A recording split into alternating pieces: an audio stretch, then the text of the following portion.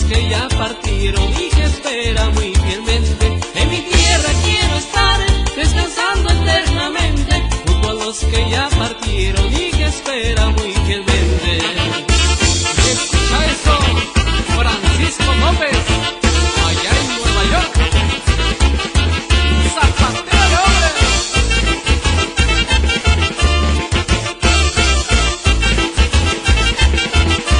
Qué fortuna fue nacer en esta región dichosa, rodeado de gente humilde y de gran riqueza en alma. Qué fortuna